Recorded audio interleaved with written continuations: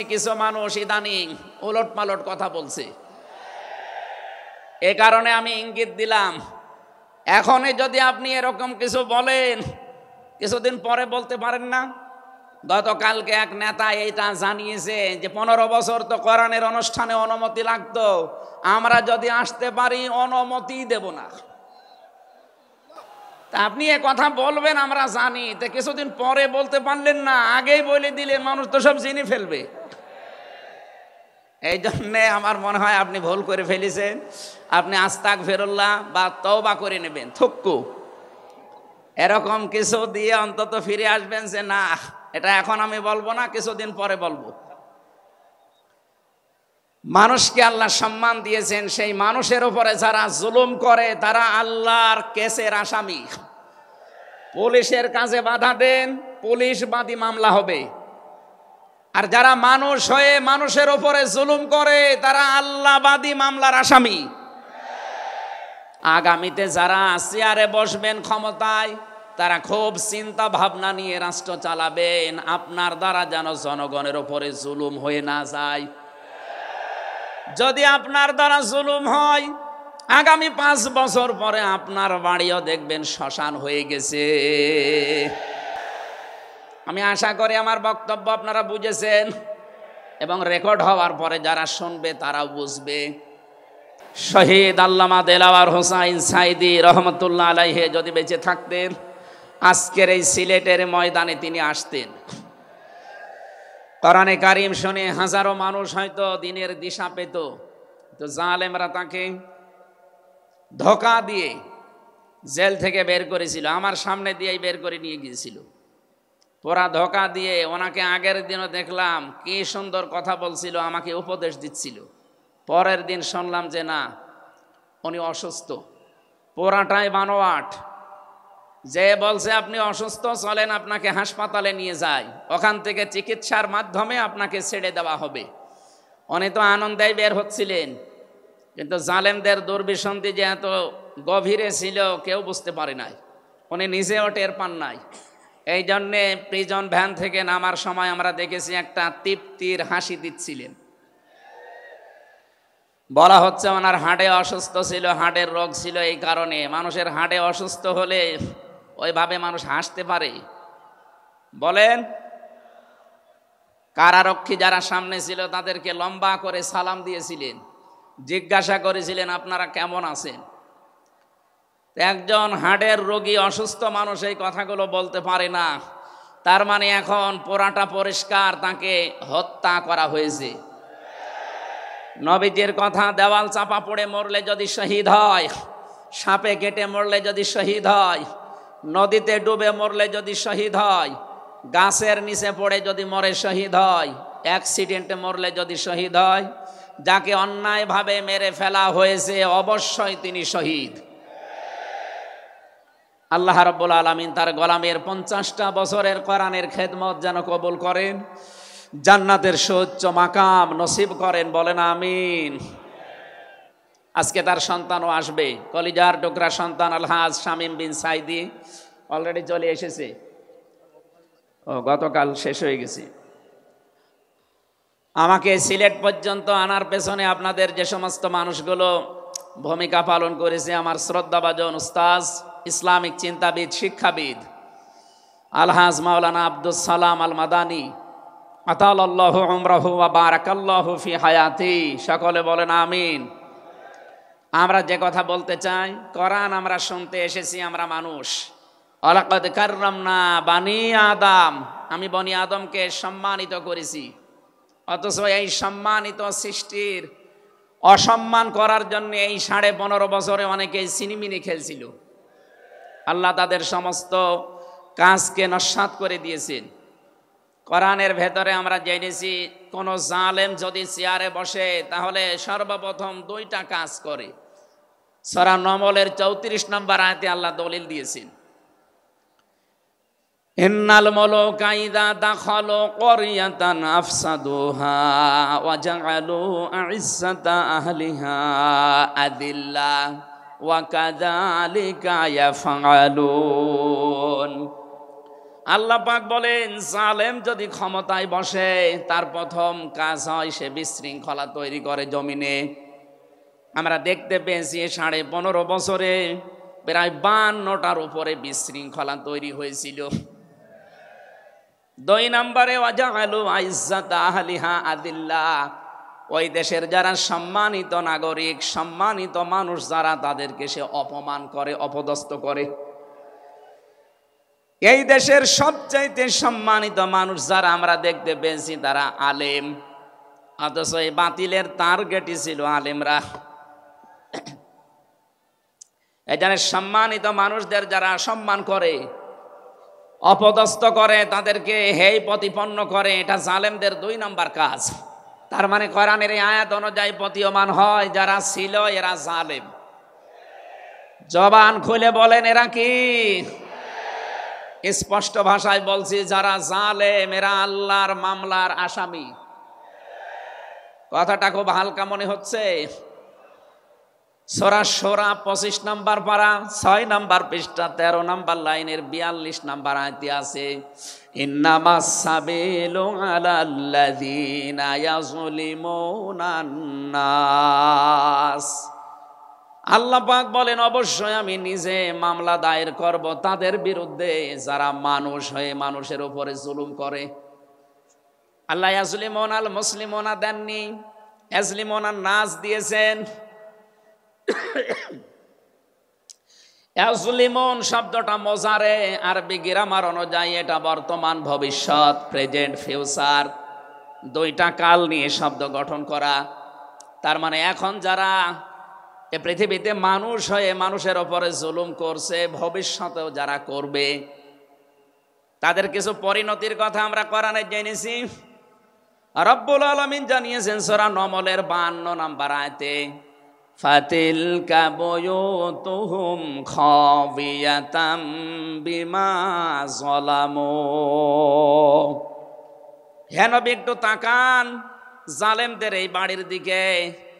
এই সেই ঘরগুলো, জুলুম করার কারণে ঘর আমি আজ পরিত্যক্ত বানিয়ে দিয়েছি, জনশূন্য করে দিয়েছি, উজাড় গৃহ বানিয়ে দিয়েছি। সিলেটবাসী, আয়াতটা যে কত বাস্তব, যদিও এটা লূত নবী আলাইহিস সালামের উম্মতদেরকে ইশারা দিয়ে আল্লাহ নাজিল করেছিলেন। তা আমার আয়াতটা পড়ার পর, ব্যাখ্যা বিশ্লেষণ দেখার পরে মনে হচ্ছে 2024 সালের 5 আগস্টের বিকাল বেলা আল্লাহ আবার নাজিল করেছেন। আল্লাহ যেন তার কুদরতি আঙ্গুল দিয়ে দেখাচ্ছেন এই সেই ঘরগুলো খাবিয়াতান, আমি জনশূন্য করে দিয়েছি, পরিত্যক্ত বানিয়ে দিয়েছি, বিমা যালামু, জালেমদের জুলুমের কারণে। এর বাস্তব প্রমাণ আমি কুষ্টিয়ায় হানিফ সাহেবের বাড়িটা দেখতে পেয়েছি। বিকাল 5টা বাজতে বাজতে মানুষ বাড়ি না ইট পর্যন্ত রাখে নাই, পায়খানার প্যান পর্যন্ত খুলে নিয়ে চলে গেছে। এতটুকু আল্লাহ শেষ করেননি, এর পরের শব্দ আমাদের জন্যে।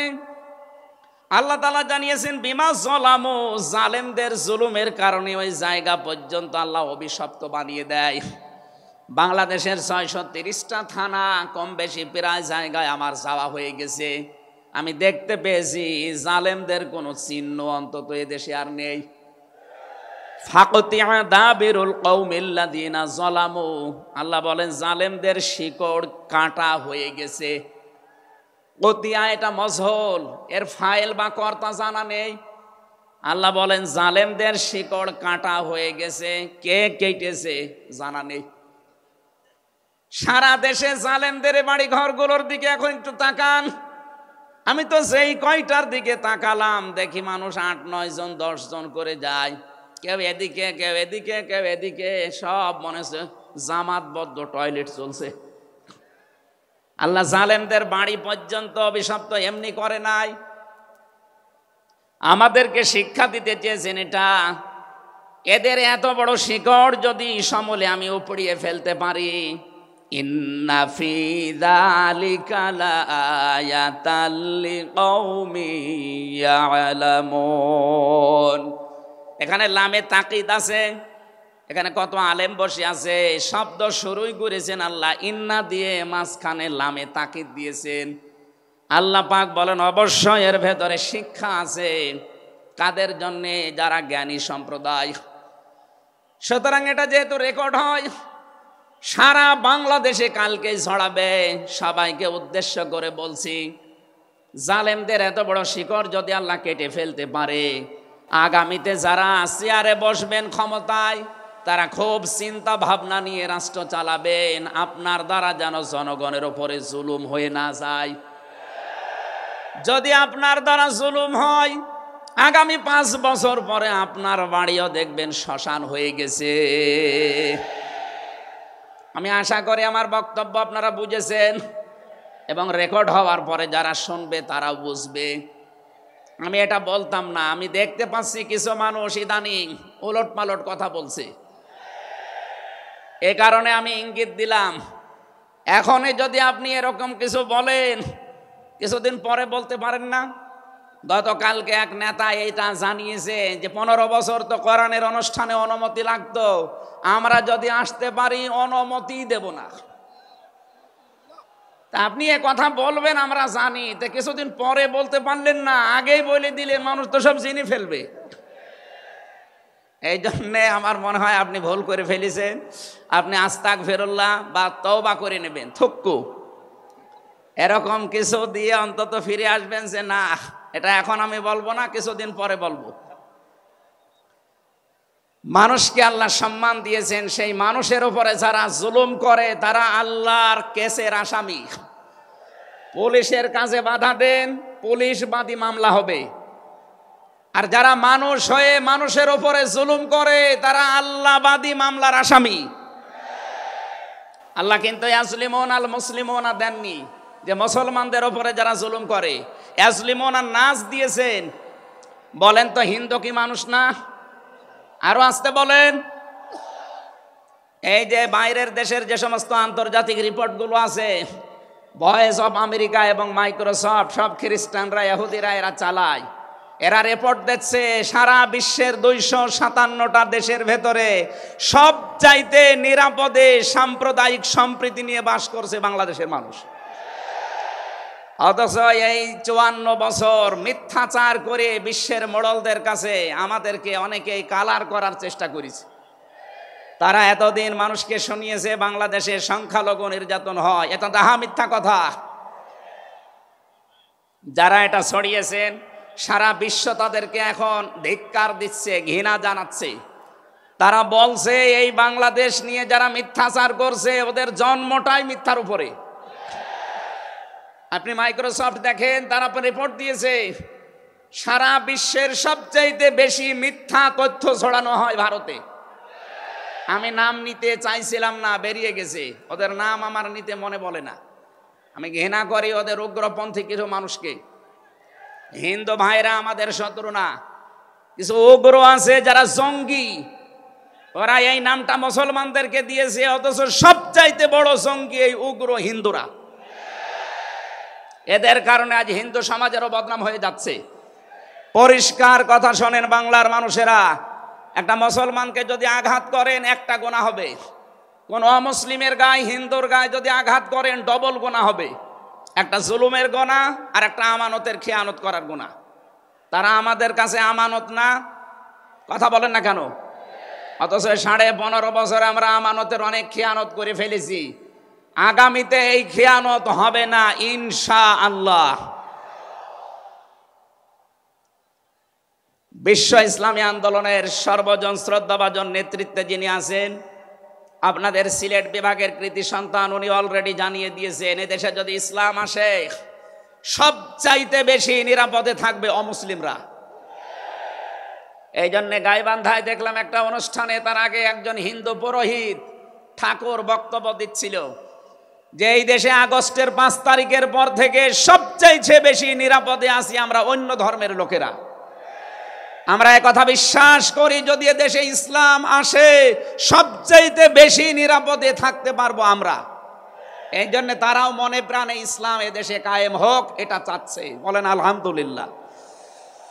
এই জন্য হিন্দুরা আমাদের শত্রু না, আল্লাহ বলেন যারা মানুষ হয়ে মানুষের ওপরে জুলুম করে, অত্যাচার করে, এরা আমি আল্লাহর মামলার আসামি।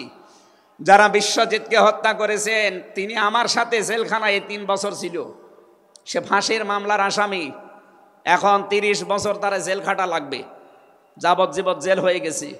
শাওন ছেলেটার নাম, বাড়ি খুলনা, আমাকে মাঝে মাঝে এই তালিকা করার জন্য আসতো, আমাদের রাইটার ছিল। এসে আবার কাছে কান্নাকাটি করে বলতো, হামজা ভাই জীবনে যা ভুল করেছিস। এই বিশ্বজিৎ ছেলেটা বারবার আমাকে বলছিল যে কিসের জামাত ইসলাম, কিসের শিবির, ভাই আমি তো মুসলমানই না। আপনার যদি বিশ্বাস না হয় তো আমি কাপড় চোপড় খুলি, তারপরও আমরা তারে মানি নাই। কপের পরে কপ দিয়ে জায়গায় শেষ করে দিয়েছি। এখন এই যে আমার মা বাবা আমার আর পরিচয় দেয় না, এমনকি আমার যাদের কথা মতো এই কাজ করেছিলাম তারাও আর কোনো খোঁজ খবর নেয় না। 30টা বছর এখন আমার জীবন থেকে নষ্ট হয়ে যাচ্ছে। উনি আমাকে জানিয়েছিলেন, এই জন্যে আমি বললাম। উনি বলেছে আপনি বাইরে যদি যেতে পারেন জনগণকে সতর্ক করবেন, কেউ যেন কারো উস্কানিতে পা দিয়ে অন্তত জীবনটা নষ্ট করে ফেলে না ফেলে। এই জন্য এই মেসেজটা পৌঁছালাম। অনেকে উস্কানি কিন্তু দিচ্ছে। আগস্টের 5 তারিখের পর থেকে উস্কানি আরম্ভ হয়েছে বাংলাদেশকে বিশৃঙ্খল করার জন্যে বিভিন্ন কায়দায়। একটা হালে পানি নেয়নি, এখন আবার অন্য একটা নতুন ফর্মুলা আরম্ভ করেছে, এইটাও হালে পানি নেবে না ইনশাআল্লাহ। সুতরাং যারা পালিয়ে গেছে তাদের উস্কানিতে পা দিয়ে যদি এই দেশে কেউ বিশৃঙ্খল পরিবেশ তৈরি করতে চান, একটা গোপালগঞ্জের দিকে আপনি মাঝে মাঝে তাকাবেন। পেছনে কিভাবে লাল করে দিয়েছে প্রশাসন দেখেননি? ওই সময় সন্তান গোপালগঞ্জ থেকে ঢাকায় আসলে, বসে আসলে 300 টাকা, দাঁড়িয়ে আসলে 1000 টাকা। কি অবস্থা করেছিল, এটা দেখেও আপনার শিক্ষা হয় না। এই জন্যে আমি সতর্ক করছি, আগামী থেকে আমরা যেন কারো উস্কানিতে পা দিয়ে বিশৃঙ্খল পরিবেশ তৈরি করে দেশটা অন্তত 9 রাজ্যের স্বর্গরাজ্য আমরা তৈরি করে না ফেলি। আল্লাহ যেন আমাদেরকে তৌফিক দেন কথা মেনে নেওয়ার, বলেন আমিন। তাহলে যারা মানুষ হয়ে মানুষের উপরে জুলুম করেছে তারা মামলার আসামি কার? আরো জোরে বলেন কার? বৈষম্য বিরোধী ছাত্র আন্দোলনে যারা 9টা দফা দিয়েছিল, আমি কোরআনে কারিমের সাথে প্রায় 6টা দফা পেয়েছি। সূরা নমলের নাহাল, সূরা নাহালের 90 নম্বর আয়াতে 6টা আছে, আর বাকি জায়গা থেকে তারা আরো 3টা নিয়েছিল। তারা প্রথম যেটা নিয়েছে ওই ওয়ান জাস্টিস, আমরা ন্যায় বিচার কায়েম করতে চাই, এটা আল্লাহ 1500 বছর আগে জানিয়েছেন। সুবহানাল্লাহ বলতে পারেন নাই? আমরাও তো চাই এদেশে ন্যায় বিচার কায়েম হোক, কথা বলেন ঠিক কিনা? আর কোরআনে কারিম ছাড়া ন্যায় বিচার কায়েম করা সম্ভব না। আমান আমিলা বিহি ওজেরা আমান হাকামা বিহি আদালা। যদি কেউ আমল করে কোরআনের, তাকে আল্লাহ পুরস্কার দেবে। কেউ যদি এই কোরআনের ন্যায় কোরআনে কারিম কায়েম করতে পারে তাহলে সে ন্যায় বিচার কায়েম করতে পারবে। সুতরাং এদেশে যারা শহীদ হয়ে গেলেন জীবন দিয়ে, তাদের যে উদ্দেশ্য, এ উদ্দেশ্য যেন সামনে সফল হয়, আমরা সবাই সেই চেষ্টায় থাকব ইনশাআল্লাহ। সতর্ক করছি এ কারণে, 1628 জন মানুষ দায়িত্বে ছিলেন বাংলাদেশে, ডাইরেক্ট ইনডাইরেক্ট মিলে। এরা আমরা যতদূর দেখতে পেয়েছি, আমার জেল জীবনের 3টা বছর ফাঁসির কন্ডেম সেলের ভেতরে আমি দেখেছি বাস্তবতা। এই 1628 জন কম বেশি এরা জুলুমের সাথে জড়িত। কেউ সরাসরি জালেম, কেউ জালেমের দোসর। কথা বলুন, জালেমরা টার্গেট কার? আরো জোরে। এজন্য আপনারা আল্লাহর মামলার আসামি। বাদী যত বড় হয় মামলা তত কঠিন হয়।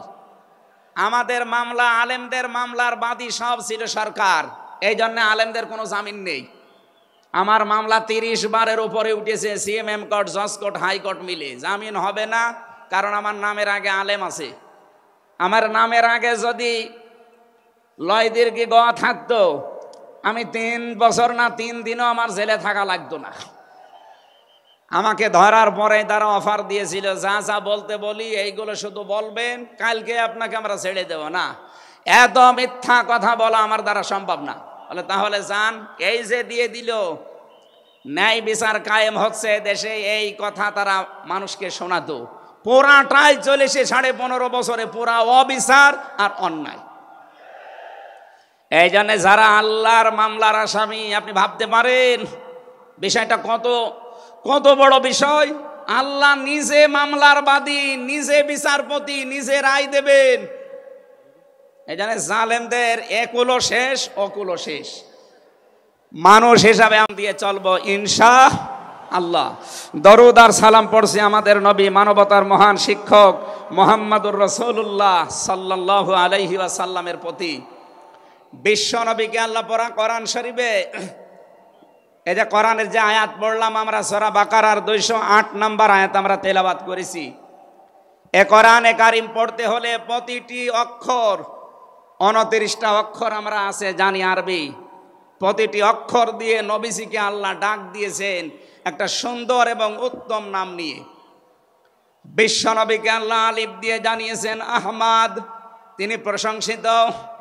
বা দিয়ে আল্লাহ জানিয়েছেন আমার নবী বাশির, তিনি সুসংবাদদাতা। তা দিয়ে আল্লাহ জানিয়েছেন আমার নবী মুত্তাকি, তিনি পরহেজগার। সা দিয়ে আল্লাহ পাক জানিয়েছেন আমার নবী মুদ্দাসসির, তিনি কম্বলওয়ালা। জিম দিয়ে আল্লাহ জানিয়েছেন আমার নবী জামিল, সুন্দর। হা দিয়ে আল্লাহ জানিয়েছেন আমার নবী হামিম, অন্তরঙ্গ বন্ধু। খ দিয়ে আল্লাহ জানিয়েছেন আমার নবী খাতামান নাবিয়্যিন, শেষ নবী। এভাবে বলতে বলতে সর্বশেষ অক্ষরে যে দেখবেন ইয়া, আল্লাহ জানিয়েছেন ইয়াসিন। বলেন আল্লাহু আকবার। তাফসিরে কাবীর আল্লামা ফখরুদ্দীন রাজি রহমতুল্লাহ আলাইহি এই সিন শব্দের তিনি 5টা ব্যাখ্যা দিয়েছেন। তিনি লিখেছেন সিন মানে সাজ্জিদুল আলামিন, সিন মানে সাজ্জিদুল বাশার, সিন মানে সাজ্জিদুল কাউনাইন, সিন মানে সাজ্জিদুল আম্বিয়া, সিন মানে সাজ্জিদুল মুরসালিন। এক একটা শব্দের ভেতরে হাজার হাজার কথা তিনি দিয়েছেন। আমি একটা বলছি, সিন মানে সাজ্জিদুল আলামিন। শুধু আলম না, আলামিন বহু বচন। এই পৃথিবীতে 257টা রাষ্ট্র আছে। যত জগৎ আল্লাহ বানিয়েছেন, আপনি যে জগতেই বাস করেন না কেন, মুহাম্মদ রাসূলুল্লাহকে আপনাকে নেতা মানা লাগবে, আদর্শ মানা লাগবে। কারণ আল্লাহর ঘোষণা দেওয়া নেতা এই একজন। আল্লাহ পৃথিবীর অন্য কাউকে হে নেতা এ শব্দ বলেননি। শুধু আমাদের নবী, আপনার নবী মুহাম্মদ রাসূলুল্লাহকে জানিয়েছেন ইয়াসিন, হে নেতা। আয়াতের তাফসিরে আমি আরেকটা আয়াত পেয়েছি, সূরা হুদ 12 নম্বর পারা 12 নম্বর পৃষ্ঠার 1ম নম্বর লাইনের 98 নম্বর আয়াত। এটা তাফসিরে ফি জিলালিল কোরআনে পাবেন। আমি সামারাইজ করে বলছি, যদিও ফেরাউন সম্পর্কে এটা নাজিল হয়েছে। সাইয়্যিদ কুতুব রহমাতুল্লাহ আলাইহি তাফসির করতে গিয়ে তিনি লিখেছেন, যেই নেতা জাহান্নামে যাবে কিয়ামতে, ওই দলের নেতার যত অনুসারী আছে, যত মানুষ তাকে অনুসরণ করত, সব অনুসারীরা তার সাথে জাহান্নামে যাবে। এটা বাংলাদেশের সাথে খুব দরকার, এই জন্য আমি সতর্ক করলাম। আপনার বিবেকের কাছে প্রশ্ন করে এটা নেতা নির্বাচন করবেন, এটা দুনিয়ার বিষয় হলে আমি বলতাম না, এটা আখিরাতের সাথে রিলেটেড। যার নেতা ঠিক নেই, ওই নেতা যদি জাহান্নামে যায়, ইয়াকদুমু কওমাহু ইয়াউমাল কিয়ামাতি ফাআওরাদাহুমুন নার ওয়া বিইসাল বিরদুল মাওরুদ। জোরে বলেন আল্লাহু আকবার। সিলেটবাসী, সারা বাংলাদেশ এখন আমার সামনে, এই যে দেখতে পাচ্ছেন না, সারা বাংলাদেশে ছড়াইয়া যাচ্ছে। যাদের নেতা ঠিক নেই, আদর্শ ঠিক নেই, এক্ষুনি আপনি তওবা করে ঠিক করবেন। সত্যি বলছি, যাদের নেতা ঠিক নেই, ওই নেতা যদি জাহান্নামে যায়, আল্লাহর কসম আপনাকে ওর সাথে জাহান্নামে যাওয়া লাগবে। নেতৃত্ব দেওয়ার জন্য গুণ বললাম কয়টা? বলেন বলেন। আপনি সূরা বাকারার 247 নম্বর আয়াতটা দেখবেন। ক্বালা ইন্নাল্লাহা আসতাফাহু আলাইকুম ওয়া যাদাহু বাসতাতান ফিল ইলমি ওয়াল জিসম, ইলা আখির আয়া। আল্লাহ নিজে জানিয়েছেন এই পৃথিবীতে কেউ যদি নেতৃত্ব দিতে চায় তার প্রথম নাম্বারে জ্ঞান লাগবে। জোরে বলেন কি লাগবে? আপনি যাকে মেনে চলেন, যার না নেতৃত্ব মানেন, বলেন তো সে জ্ঞানী আপনার দৃষ্টিতে মনে হয়? যে লোকটা কথা বলতে পারে ঈদুল ফিতরের জানাজার নামাজ আগামীকাল অনুষ্ঠিত হবে, ওর জ্ঞান কেমন আপনি টের পাচ্ছেন না? এই কথা বলে না কেন? এই জন্য নেতৃত্বের সামনে কেউ দিতে চাইলে তাকে জ্ঞানী হওয়া লাগবে, আসমানের জ্ঞানী হওয়া লাগবে। যাবতীয় জ্ঞান, জাগতিক জ্ঞান তো লাগবেই, মাস্ট বি। এইটার জ্ঞান লাগবে। কোনটার বলেন? 2 নম্বরে আমি বেশি নেতা হওয়ার জন্য লাগবে। কেউ যদি সীমা লঙ্ঘন করে, কথাবার্তার কাছে কামে, সে নেতৃত্ব দেওয়ার যোগ্যতা হারিয়ে ফেলে। এটা সূরা শুআরার 152 নম্বর আয়াতে পাবেন। বাংলাদেশে আমরা এই কয়েকদিন ধরে দেখতে পাচ্ছি ডক্টর মিজানুর রহমান আজহারী উনি একটা ইঙ্গিত দিয়েছেন, আর কেউ কেউ তার কথাটা ধরে মাথা কল্লা পর্যন্ত 10 লাখ টাকা ঘোষণা দিয়ে দিয়েছে।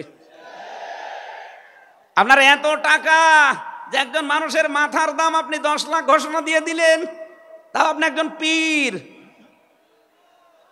এটাকে পীর না শয়তান? দুদককে বলবো, যারা 10 লাখ টাকা মানুষের মাথা ঘোষণা দিতে পারে তার টাকা আছে কত আপনারা খোঁজ নিন। এক কথা বলেন না কেন? এই পীরগুলোকে আমরা মানুষকে 50,000, 5 লাখ, 10 লাখ টাকার কম্বল বিতরণ করতে দেখি না এই শীতে। তারা মানুষের মাথা চায় 10 লাখের বিনিময়ে। কি হয়েছে? সে একটা অসংলগ্ন কথা বলেছে এই কারণে। আপনি 2 ঘন্টা কথা বলেন তো আমি আপনার 50টা ভুল ধরবো। আমরা 1.5 ঘন্টা 2 ঘন্টা কথা বলে একটা স্লিপ অফ টান হলে সেইটা নিয়ে এই যে কেরামান কাতিবিন উনি একটা কি বলতেছে বলে ফেলেছে। আরে ভাই, আমাদের বয়সই কত? আমার বয়স এখন 33, মিজান ভাই আমার 5 বছরের বড় মাত্র। এ সব মিলে নাই তার 38-40 বছর হবে। এখনো তো নবুয়তের বয়সে আমরা পাইনি। কথা বলে না কেন? নবীকে আল্লাহ 40 বছরের আগে নবুয়ত দেয়নি। আমরা তো সে বয়সে এখন মানে পার হতে পারিনি। 2-একটা কথা এদিকে ওদিকে হলে আপনারা মাথা 10 লাখ টাকা। মাথা কি এত ফ্রি? বলেন। কেউ কেউ অলরেডি আবার বলেছে এরা ধর্ম ব্যবসায়ী। এই কথা যেই লোকটা জানিয়েছে মিজানুর রহমান আজহারীর নাম নিয়ে যে এটা ধর্ম ব্যবসায়ী, আপনার ঈমান চলে গেছে। কারণ মিজানুর রহমান আজহারীর নামের আগে একজন আলেম লেখা আছে, আল উলামা ওয়ারাসাতুল আম্বিয়া, আলেমরা নবীর ওয়ারিস। এই কথা বলেন না কেন? অনেক বড় দায়িত্ব তার মাথার উপরে। নবীজি জানিয়েছেন আনা খাতামান নাবিয়্যিন লা নাবিয়্যা বাদি, আমি শেষ নবী, আমার পরে কোনো নবী নেই। এ কথার ভেতরে একটা ইঙ্গিত আছে, নবী শেষ, তারপরে নবী নেই। অথচ আদম নবী থেকে শুরু করে হযরত ঈসা নবী পর্যন্ত আমরা দেখেছি এক নবী শেষ হওয়ার পরে আর এক নবীর উপরে এ দায়িত্ব এসে পড়তো। উম্মতের দায়িত্ব ভার নবীরা নিত, কিন্তু এখন তো নবী নেই। যেহেতু ওনার ঘোষণা আমার পরে আর কোনো নবী নেই, আমি শেষ নবী, এই হিসাবে নবীজি জানিয়েছেন আল উলামা ওয়ারাসাতুল আম্বিয়া, আমি থাকবো না কিন্তু আলেম থাকবে, এরাই আমার ওয়ারিস, এরাই আমার স্থলাভিষিক্ত। নবীর উপরে কথা বললে যেমন আমল আখলাক আল্লাহ নষ্ট করে দেয়, আলেমদের বিরুদ্ধে, আলেমদের উপরে কারো যদি কথা যায় তার পেছনের আল্লাহ সব নষ্ট করে দেবে। অহুম লা ইয়াশউরুন, কখন যে নষ্ট হয়ে যাবে আপনি টেরও পাবেন না। এই জন্যে সীমা লঙ্ঘন করা যাবে না। কথা এবং আচরণে আপনারা সাবধান থাকবেন। যারা এই সীমা লঙ্ঘনগুলো করছেন, কাদের ইঙ্গিতে করছেন আমরা কিন্তু জানি। মাঝে মাঝে দাদারা এসে আপনাদের কান পড়া দিয়ে যায়, আর আপনারা তখন উল্টা পাল্টা কথা বলতে থাকেন। কেউ না জানলে দেশের আলেমরা কিন্তু আগেই টের পায়, কারণ এরা তাহাজ্জুদের নামাজের সেজদায় আমার আল্লাহর সাথে কথা বলে। কথা বলেন না কেন?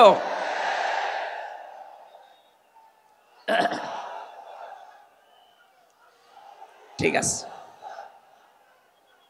এই জন্য যারাই যা কথা বলবে না কেন, কারো কান পড়ায় কান দিয়ে সীমা লঙ্ঘন করবেন না। আমি আশা করি কি বোঝাতে চাই আপনি বুঝেছেন। নেতৃত্ব দিতে হলে সীমার ভেতরে থাকবেন। 3 নম্বরে আমি পেয়েছি সূরা কাহফের 28 নম্বর আয়াতে যে গাফেল হওয়া যাবে না যারা নেতা হবে। অথচ এই দেশে আমরা দেখি এই 54-53 বছরে যারা নেতৃত্ব দিয়েছে অধিকাংশগুলোই গাফেল। আল্লাহর এই কোরআন সম্পর্কে তারা গাফেল, মানবতার সম্পর্কে তারা গাফেল ছিল। 4 নাম্বারটাই পেয়েছি সূরা নিসা। এইটা আমার মনে হয় না বলাই ভালো, না এইটা বললে সমস্যা আছে। আমি শুধু আয়াত বলে দিচ্ছি, বাড়ি যে মিলান আমি বাংলাও বলবো না। সূরা নিসা 5 নাম্বার পারার 2 নাম্বার পৃষ্ঠার 11 নাম্বার লাইনের 34 নাম্বার আয়াত। আল্লাহ রাব্বুল আলামিন, বাংলা বলবো, আর রিজালু কাওয়ামুনা আলান নিসা, নেতা হবে পুরুষ, মহিলা নেতা হতে পারবে না। এটা একটু আস্তে বলেন, আমার ভয় করে। এই জন্য আমরা সামনে যারা নেতা হবে তারা যেন পুরুষ হয়। কথা বলেন ঠিক কিনা? নবীজি জানিয়েছেন লা ইউফলিহা কওমুন, ওই জাতি কখনো সফল হতে পারে না যে জাতির নেতৃত্বে কোনো মহিলা বসে আছে। আমার এই হাদিসটা 100% বিশ্বাস হয়, আপনাদের না 98 ভাগ? এই হাদিস 100% বিশ্বাস করেন কারা? দেখি লিল্লাহে তাকবীর। এই দেখেন তো, হাত তোলেনি কে? আলহামদুলিল্লাহ। ঠিক আছে, বসেন বসেন বসেন, তাফসীর মাহফিলে বসেন।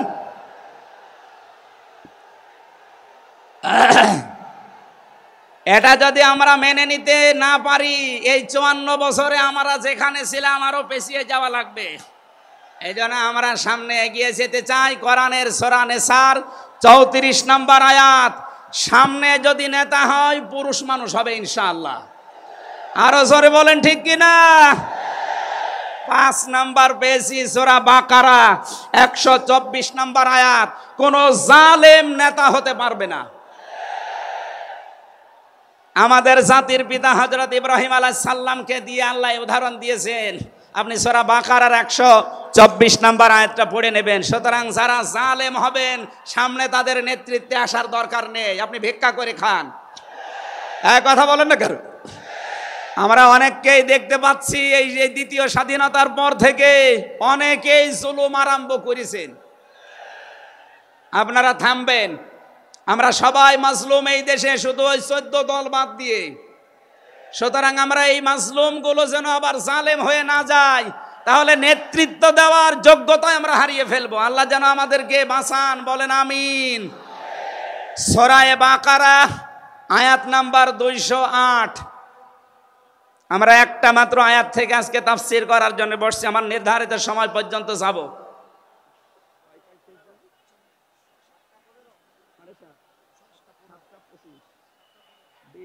ঠিক আছে,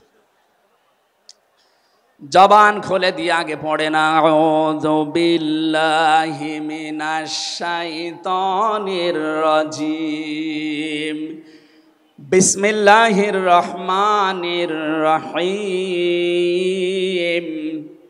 ইয়া আইয়ুহাল্লাযীনা আমানু দুখুলু ফিস সিলমি কাফা। এ পর্যন্ত থাক। যেহেতু ডক্টর মিজানুর রহমান আজহারি আর 20-25 মিনিট পরে চলে আসবে, এই জন্য আমরা এ পর্যন্ত থাক। 3 ভাগের 1 ভাগ আমরা পড়লাম। সূরা বাকারা আল্লাহ তাআলা ডাক দিয়েছেন ইমানদারকে। কাকে বলেন তো? আমরা ইমানদার না বেঈমান? ঈমান আনার আগে একটা কাজ করা লাগে। আল্লাহর ঘোষণা, ফামাই ইয়াকফুর বিত-তাগুত ওয়া ইউমিন বিল্লাহ। কেউ যদি ঈমান আনতে চায় তার প্রথম কাজ হবে সে যেন তাগুত ছেড়ে দেয়। এদিকে কি মানুষের চাপে, মানুষের চাপে এগুলো হচ্ছে নাকি? আপনারা একটু ধৈর্য ধরেন। আসলে এনাদের তো আর জায়গা নেই, আর কোথায় পাবে জায়গা? এখানে শুনলাম আসার আগেতে 8 থেকে 10 লাখ মানুষের ওনারা ব্যবস্থা করেছে। এরপরও বাইরে যে অবস্থা দেখলাম, কমপক্ষে 15 থেকে 16 লাখ মানুষ আজকে এই সিলেটের ময়দানে এসেছে কোরআন শোনার জন্য। আলহামদুলিল্লাহ। সম্মানিত ভাইরা, আমরা যেটা বলতে চাচ্ছি, ঈমান আনার আগে আল্লাহর নির্দেশ যে তাগুত ছেড়ে দাও, তাহলে ফাকাদ ইসতামসাকা বিল উরওয়াতিল ওয়াসকা, এমন একটা মজবুত রশি ধারণ করতে পারবা, লাং ফিসামা লাহা, যা ছিঁড়ে যাবে না। এ বাংলাদেশ সহ বিশ্বে আমরা যারা ঈমানের দাবি করি, অনেকে তাগুত ছেড়ে না দিয়ে ঈমান এনেছি, এজন্য বিপদ আসলে ঈমান আর টেকে না। পক্ষান্তরে যারা তাগুত ছেড়ে দিয়ে ঈমানের দাবি করতে পেরেছে, এই মানুষগুলোর ঈমানের যত পরীক্ষা হয় তাদের ঈমান তত মজবুত হয়। শহীদ আল্লামা দেলাওয়ার হোসাইন সাঈদী তার 1 নম্বরে প্রমাণ। কথা বলেন না কেন? 13টা বছর জীবনে একটা ঘরে কাটিয়েছে, তারপরও তিনি মাথা নত করেন নাই। কারণ তাগুত ছেড়ে দিয়ে ঈমান এনেছিলেন। তাগুত ছেড়ে না দিয়ে যদি ঈমান আনতেন, তিনি টিকে থাকতে পারতেন না। আমি বহু মানুষ জেলে দেখেছি, বহু আলেমকে দেখেছি, তারা টিকে থাকতে পারে না, আল্লাহকে পর্যন্ত দোষারোপ করে। ডক্টর শফিকুল ইসলাম মাসুদ, দেলাওয়ার হোসেন শিবিরের সাবেক সভাপতি, নাম নিয়ে বলছি এই কারণে, এই মানুষগুলো ঈমান এনেছিল তাগুত ছেড়ে দিয়ে। দেলাওয়ার ভাইকে তার গরম করে লজ্জাস্থানে ঢুকিয়েছে, পুরুষাঙ্গ নষ্ট করে দিয়েছে। 57 দিন লোকটা রিমান্ডে ছিল, তারপরও টলাতে পারে না জালেমরা। কিন্তু যারা ঈমান এনেছে তাগুতের সাথে মিল মহাব্বত রেখে, আপনি তাকান, আগস্টের 5 তারিখের পরে তারা অনেকেই বেঈমান হয়ে গেছে। জাতীয় মসজিদের সাবেক ইমাম, কথা বলে না কেন, 5 তারিখের পরে পালিয়েছে, পৃথিবীর ইতিহাস পাল্টিয়ে দিয়েছে। জাতীয় মসজিদের ইমাম পালিয়ে যায়, এটা একটা লজ্জা না? এমপিরা নাই পালিয়ে গেল, আপনি কেন পালাবেন? কিছুদিন পরে জোর করে এসেছিল, ইমামতি আবার করব, জনগণ জুতা দিয়ে পিটিয়েছে। পরের দিন স্ট্যাটাস দিয়েছে, জনগণ জুতা দিয়ে পিটিয়েছে, তাই কি আমার গায়ে লাগেনি। মানুষ কত নিচে নামতে পারে। তার বাবা তো একজন ভালো মানুষ ছিল, একজন আলেম ছিল, কি এসেছে আল্লাহ জানে। একটা জালেমাকে সে নাম দিয়েছে কওমি জননী। এই নামটা যেই দিন দেয়, সেদিন জেলখানায় ওনার নামে বদদোয়া হয়েছে। মাওলানা মামুনুল হক সহ যত আলেম ছিল আমরা এক জায়গায়, ওনারা বলছিল যে করল কি, হেফাজত ইসলামের 13 সালে এতগুলো মানুষ হত্যাকারী, যার হাতে রক্ত লেগে আছে, আর সেই লোকটাকে নাম দিয়ে দিল কওমি জননী। আমাদের মাথা কাটা গেল। এরকম হাজারো আলেম, হাজারো পীর, হাজারো মুসলমানের দেশে ঈমান রাখতে পারে নাই, কারণ তাগুতের সাথে সম্পর্ক রেখে ঈমানের দাবি করত। আল্লাহ বলেন, ঈমান আনতে হলে আগে তাগুত ছেড়ে দাও, এরপরে ঈমানের দাবি করো। উদখুলু ফিস সিলমি কাফা, ঈমানদার যারা, তারা প্রবেশ করো পুরাপুরি ভাবে ইসলামে। এখানে সিলমন বা সালমন, সিনের উপরে জবর দিলে হয় সালমন মানে শান্তি, সিনের নিচে জের দিলে হয় সিলমন মানে ইসলাম। আল্লাহ রাব্বুল আলামিন ঈমানদারকে ডাক দিয়ে জানিয়েছে, তোমরা প্রবেশ করো। যেহেতু সিলমনটা আছে, এই জন্য ইসলাম নেওয়া লাগবে। আমি যতগুলো তাফসীর বিশ্ববিদ্যালয়ে থাকাকালীন মিলিয়েছিলাম এই সিলমন দিয়ে। আমি ভার্সিটিতে থাকাকালীন প্রায় 42টার উপরে এক জায়গায় মিলিয়েছি, যে দেখি সবাই কি বলে। প্রত্যেক মুফাসসির এখানে শান্তি না, এখানে নিয়েছেন তারা ইসলাম অর্থে, তোমরা পুরাপুরি ইসলামে প্রবেশ করো।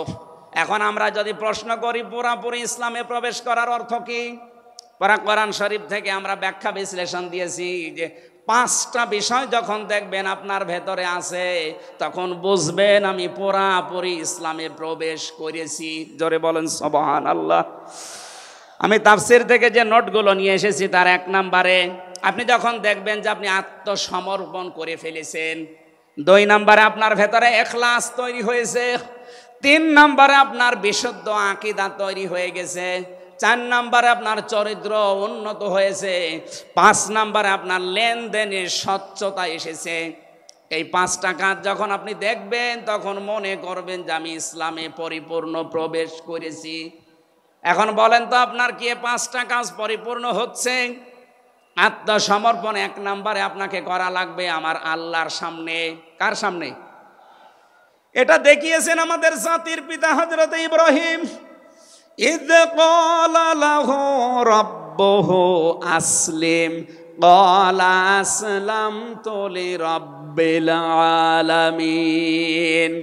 সূরা বাকারা 1 নাম্বার পারা 19 নাম্বার পৃষ্ঠা 7 নাম্বার লাইনের 131 নাম্বার আয়াতে আছে। এটা ইবনে কাসিরে পাবেন। আল্লাহ পাক বলেন আত্মসমর্পণ করো। উনি গাছের মাথায় বসে কোড়াল দিয়ে কাঠ কাটছিলেন, ডাক দিয়ে বলে মাবুদ এখানে বসে আত্মসমর্পণ করব কি করে? আল্লাহ পাক বলেন আত্মসমর্পণ এখানে খতনা করে আত্মসমর্পণ করো। গাছের মাথায় তিনি কোড়াল দিয়ে খাতনা করে বললেন আমি মহাবিশ্বের প্রতিপালকের কাছে আত্মসমর্পণ করলাম, স্যালেন্ডার করলাম। এতটুকু তিনি শেষ করেননি, তিনি ডাক দিয়েছিলেন ইন্তেকালের আগে তার সন্তানদেরকে। ওয়াসাা বিহা ইব্রাহিম বানিহি ওয়া ইয়াকুব ইয়া বানিয়া ইন্নাল্লাহা আসতাফা লাকুমুদ্দিন ফালা তামুতুন্না ইল্লা ওয়া আনতুম মুসলিমুন। হযরত ইব্রাহিম আলাইহিস সালাম এবং ইয়াকুব এই দুইজন নবী ইন্তেকালের আগে তার সন্তানকে ডাক দেন, হে আমার কলিজার টুকরার সন্তানেরা, ইন্নাল্লাহা আসতাফা অবশ্যই আল্লাহ তোমাদের জন্য মনোনীত করেছেন লাকুমুদ্দিন একটা দিনকে, ফালা তামুতুন্না ইল্লা ওয়া আনতুম মুসলিমুন মৃত্যুবরণ করবা না যতক্ষণ মুসলমান হতে না পারো। এবার আসেন তো ইব্রাহিম আমাদের জাতির পিতা, হযরত ইয়াকুব আলাইহিস সালাম তাদের সন্তানদেরকে ইন্তেকালের আগে নসিহত করলেন যে তোমাদের জন্য আল্লাহ একটা দিন মনোনীত করেছেন। কি মনোনীত করেছেন? দিন কি? এ রাতের পরে যেটা আসবে ওই দিন। বলেন বলেন। কবরে গুরুত্বপূর্ণ যে প্রশ্নগুলো তার ভেতরে এটা একটা, মা দিনুকা, দিন কি? এটা যদি আপনি ক্লিয়ার হতে না পারেন কবরে যে প্রশ্নের জবাব দিতে পারবেন না। এজন্য এই বিষয়টা নিয়ে বিস্তারিত আমাদের জানা শোনা দরকার। দিন বলতে আল্লাহ নিজেই আবার ব্যাখ্যা দিয়েছেন দিন কি জানো?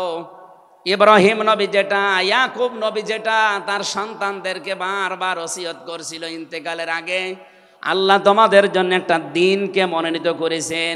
সেই দিন হচ্ছে ইসলাম। জোরে বলেন সুবহানাল্লাহ। ইন্নাদ-দীনা ইনদাল্লাহিল ইসলাম। অবশ্যই আমি আল্লাহর কাছে মনোনীত একটাই দিন আছে, তার নাম, আরো জোরে বলেন। এখন পৃথিবীতে প্রায় 4,500-এর উপরে ধর্ম আছে, দিন আছে। 4,500 ধর্মের কোন দিনের উপরে, ধর্মের উপরে আমার আল্লাহ রাজি নেই, খুশি নেই, তিনি পছন্দ করেন না। একটাই মাত্র দিনকে তিনি মনোনীত করেছেন, পছন্দ করেন, তার নাম ইসলাম। ওয়ামাই ইয়াবতাগি গায়রাল ইসলামি দীনান ফালা ইউকবালা মিন ওয়া হুয়া ফিল আখিরাতি মিনাল খাসিরিন। সূরা আলে ইমরান 3 নম্বর পারা 20 নম্বর পৃষ্ঠা 4 নম্বর লাইনের 85 নম্বর আয়াতে আছে, এ পৃথিবীতে কেউ যদি ইসলাম বাদ দিয়ে অন্য কোন নিয়ম নীতি, অন্য কোন দিন অনুসরণ করে, ফালা ইউকবালা মিন, জীবনে আর কোনো কিছু আল্লাহর দরবারে কবুল হচ্ছে না, হবে না। ইউকবালা এটা মোজারে, বর্তমান ভবিষ্যৎ, প্রেজেন্ট ফিউচার। এর আগে লান এসেছে, মজারের আগে লান আসলে আরবিতে বাংলা অর্থ দাঁড়ায় জীবনেও হবে না, কোশ্চিন কালো সম্ভব না। আল্লাহ যদি গ্যারান্টি দিয়ে বলে ইসলাম বাদে অন্য কোন নিয়ম নীতি দিয়ে অন্য কোন ধর্ম পালন করলে আমি আল্লাহ রাজি হব না, কেউ রাজি করাতে পারবে? এতটুকু আল্লাহ শেষ করেননি, পরেরটা আরো কঠিন। অহুয়া ফিল আখিরাতি মিনাল খাসিরিন। আল্লাহ পাক বলেন ওই লোকটা সবচাইতে বড় ক্ষতিগ্রস্ত হবে আখিরাতে। বলেন নাউজুবিল্লাহ। সিলেটবাসী আমাদের জীবন এদিকে ওদিকে করে হয়তো কেটে যাবে, কিন্তু মরণের পর আমরা যদি ক্ষতিগ্রস্ত হয়ে যাই, এই আসল জীবনে যদি আমাদের নষ্ট হয়ে যায়, তাহলে আমরা এই ভুল পথে থেকে আমাদের জীবনটা নষ্ট করব কোন কারণে? যত নিয়ম নীতি আছে আজকে থেকে সব মাইনাস করবেন, সব বাদ দিয়ে দেবেন। ইসলাম বাদ দিয়ে কোনো নিয়ম নীতি দিয়ে আল্লাহকে রাজি করানো যাবে? তাহলে ইসলাম বাদ দিয়ে বিয়ে শাদী হবে? বলেন বলেন। ইসলাম বাদ দিয়ে পরিবার নীতি হবে? ইসলাম বাদ দিয়ে রাজনীতি হবে? এটা হতে পারে। হ্যাঁ, কিছু মানুষ এখন কথাই আরম্ভ করেছে যে উঠলে আপনি রাজনীতির কথা বলেন। আরে ভাই, রাজনীতি যদি কোরআনে না থাকতো আমি ওই আয়াতটাই পড়তাম না। এর ভেতরে নামাজের কথা মাত্র 82 জায়গায় আছে। কয় জায়গায়? বলেন বলেন। রোজা রাখা ফরজ মাত্র এক জায়গায় আছে। হজ করা ফরজ মাত্র এক জায়গায় আছে। আর রাজনীতি কোরআন দিয়ে করা লাগবে এটা 903 জায়গায় আছে। সুবহানাল্লাহ বলতে পারেন না? পুরা কোরআন শরীফ আমি যতটুকু পড়েছি আমার এতটুকু আয়ত্ত হয়েছে। নামাজের চাইতে, হজের চাইতে, যাকাতের চাইতে সব চাইতে বেশি আলোচনা দিয়েছেন আল্লাহ রাজনৈতিক বিষয়ে। তো সেইটা যদি আমি বলতে না পারে তে আমি কি রামায়ণ থেকে, গীতা থেকে আপনাদের আলোচনা শোনাবো? এজন্য সাফ কথা, দিন ইসলাম, ইসলাম বাদ দিয়ে অন্য কোনো নিয়ম নীতি মানা যাবে না। আমি সেদিন যশোরে এক কলেজের অধ্যাপককে, বিসিএস ক্যাডার উনি, ওনাকে বলেছিলাম আপনাকে জোর করি না স্যার, আপনি শুধু আমার ধর্মীয় গ্রন্থ এই কোরআনে কারিম একটু বুঝে বুঝে পড়েন। 3 মাস সময় দিলাম আপনাকে। 3 মাস পরে, যেহেতু জ্ঞানী মানুষ, 3 মাসের পরে দেখি মুসলমান হয়ে গেছে। এই জন্য অন্য ধর্মের যারা আছেন, রেকর্ড হচ্ছে, আপনাদেরকে আমরা জোর করব না। আমাদের ধর্মে জোর নেই। লা ইকরাহা ফিদ্দিন। আমাদের ধর্মে জোর আছে? জবরদস্তি নেই, জোর নেই। এই জন্যেই তো 850 বছর এই এলাকা মুসলমানরা শাসন করেছে, একটাও মন্দির ভাঙে নাই। অথচ আমরা আমাদের প্রতিবেশী রাষ্ট্রে দেখতে পাচ্ছি এরা অনেকগুলো মসজিদ অলরেডি ভেঙে দিয়েছে, ধোয়া ধোয়া তুলে। ওরা বলছে 500 বছর আগে এখানে নাকি মন্দির ছিল। বিশ্বের মানুষেরা দেখি মাটির নিচে তেল পায়, গ্যাস পায়, আরে শয়তানরা শুধু মাটির নিচে মন্দির পায়। আপনাদের পূর্বপুরুষেরা আল্লাহর ঘর ভাঙতে এসে কাজ, আমরা দেখতে পাচ্ছি আগামীতে আল্লাহর ঘর, মসজিদগুলো ভেঙে দেওয়ার কারণে আল্লাহ নিজে কিন্তু প্রতিশোধ নেবে। কাসফিম মাকুল আপনাদেরও বানিয়ে দেবে ইনশাআল্লাহ। এজন্য প্রতিবেশী হিসাবে সতর্ক করলাম, যদি ভালো লাগে মেনে নিন, ভালো না লাগলে নিজের পায়ে নিজে কোড়াল লাগান। আমার কথার অর্থ বোঝেননি? সুতরাং পৃথিবীতে দিন ইসলাম বাদ দিয়ে কোনো ধর্ম, সব মানুষের বানানো তৈরি করা। অন্য ধর্মের মানুষদেরকে আমরা চ্যালেঞ্জ করছি, আহ্বান জানাচ্ছি, আমাদের এইটা পড়েন। লা ইকরাহা ফিদ্দিন লা রাইবা ফি যালিকাল কিতাবু লা রাইবা ফি। কোনো সন্দেহ নেই, সন্দেহের অবকাশ পর্যন্ত নেই। এখানে আসেন, যদি মনটা আপনার ভালো থাকে, টনি বেলারের শালিকা লরেন বুথকে যেভাবে হেদায়েত দিয়েছে আপনাকেও দিতে পারবে ইনশাআল্লাহ। সে আহ্বান রেখে, এখনো যেহেতু 4টা অর্থ ছিল, আপনি যে ইসলামে প্রবেশ করেছেন তার দ্বিতীয় অর্থ আপনি দেখবেন যে আপনার ভেতরে ইখলাস আছে কিনা। আপনি কি লোক দেখানো কাজ করেন না আল্লাহর জন্য করেন, এইটা দেখবেন। 3 নম্বরে আপনার আকীদা শুদ্ধ আছে কিনা। আজ এই দেশের একটা মাসলুম সংগঠনের উপরে একটা তহমত দেওয়া হয় যে এদের আকীদা ঠিক নেই। আপনার আকীদা কত ভালো, আমি নিচে নামলাম না। 4 নম্বরে উন্নত চরিত্রের অধিকারী হওয়া লাগবে, আর এটা নিতে হবে মুহাম্মদুর রাসূলুল্লাহর কাছ থেকে। 5 নম্বরে আমাদের লেনদেন স্বচ্ছ হওয়া লাগবে। আপনারা তাফসীর শুনতে এসেছেন, আমরা বিস্তারিত আর বলতে পারলাম না আজকে, কারণ